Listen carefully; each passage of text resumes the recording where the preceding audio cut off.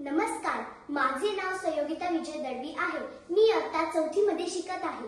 माझ्या शाळेचे नाव girls English medium school आहे.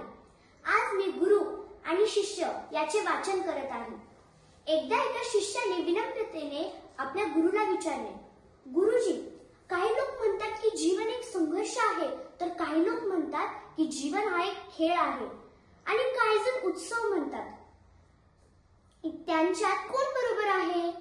गुरुजी त्यावर शांतपणे उत्तर दिले, ज्यांना गुरु सापडला नाही त्यांच्यासाठी जीवन एक संघर्ष आहे. ज्यांना गुरु मिळाला आहे त्यांचे आयुष्य एक खेळ आहे आणि जे लोक गुरुच्या सूचनेचे पालन करून त्यांच्या मार्गावर चालतात, केवळ तेच लोक जीवनाला उत्सवाचे नाव देण्याचे धैर्य दाखवू शकतात. हे उत्तर ऐकून शिष्य पूर्ण समाधानी नव्हता. गुरुजींना याची जाणीव झाली. गुरुजी बोलू लागले, बघा, मी तुम्हाला या संदर्भात एक कथा सांगेन. जर ती तुम्ही काळजीपूर्वक ऐकली तर तुम्ही स्वतःच्या प्रश्नाचे उत्तर मिळवू शकाल. एकदा गुरुकुलमध्ये 3 शिष्यांनी आपले शिक्षण पूर्ण केल्यावर गुरुदक्षिणा म्हणून गुरुजींना त्यांच्याकडून काय आवश्यक आहे ते सांगावे अशी विनवणी केली. गुरुजी प्रथम हळू हसले आणि नंतर अत्यंत प्रेमळपणे बोलू लागले, मला तुमच्याकडून गुरुदक्षिणेत झाडांची सुकलेली पानांची पिशवी भरून हवी आहे. तुम्ही त्या घेऊन येऊ शकाल का? ते तिघेही खुश झाले, कारण त्यांना वाटले की ते आपल्या गुरुची इच्छा सहजपणे पूर्ण करू शकतील. जंगलात सर्वत्र सुकलेली पाने विखुरलेली असतात. त्यांनी उत्साहाने एकाच आवाजात गुरुजींना म्हणाले, होय गुरुजी, जशी तुमची इच्छा, म्हणून एकच जयघोष केला.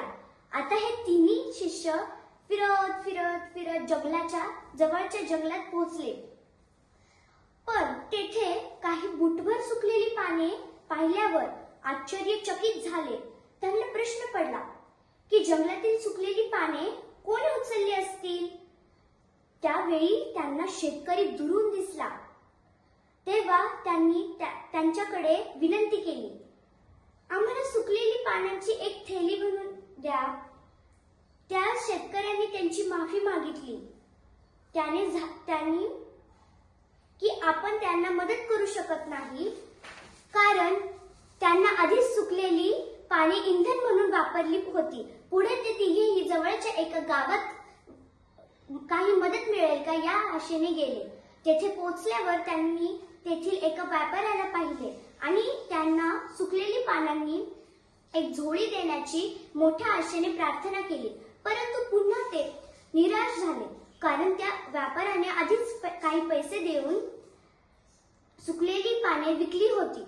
पण त्या व्यापाऱ्याने त्यांना मदत म्हणून एका म्हाताऱ्या आईचा पत्ता दिला की जी सुकलेली पाने गोळा करत होती.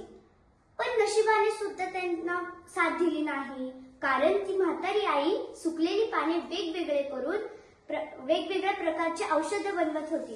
आता निराश होऊन तिघेही रिकाम्या हाताने गुरुकुलकडे परत निघाले. गुरुजी त्यांना पाहून प्रेमाने विचारले, मुलांनो, गुरुदक्षिणा आणली का माझी? तिघांनीही डोके टेकले. गुरुजी पुन्हा एकदा विचारले. तेव्हा शिष्यांपैकी एक जण म्हणू लागला, गुरुदेव, आम्ही तुमची इच्छा पूर्ण करू शकत नाही. आम्हाला वाटलं की जंगलात सुकलेली पाने सर्वत्र आहेत, हे विखुरलेली असतील, परंतु लोक त्याचा देखील कसा वापर करतात हे आश्चर्यकारक आहे.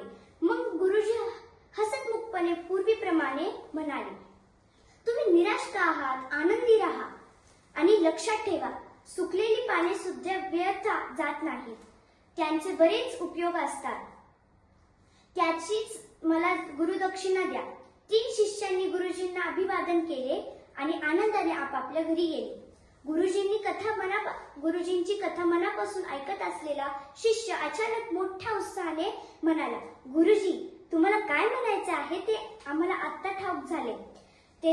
जेव्हा सतर्क पसरलेली सुकलेली पाने देखील निष्फळ किंवा निरुपयोगी नसतात, तर मग आपण कोणतीही वस्तू किंवा व्यक्तीला लहान किंवा तुच्छ कसे म्हणू शकतो? मुंगीपासून ते हत्तीपर्यंत आणि सुईपासून तलवारपर्यंत या सर्वांचे स्वतःचे असे वेगवेगळे महत्त्व असतात. कोणत्याही वस्तूला, गोष्टीला आणि व्यक्तीला कधीही कमी लेखू नये. धन्यवाद.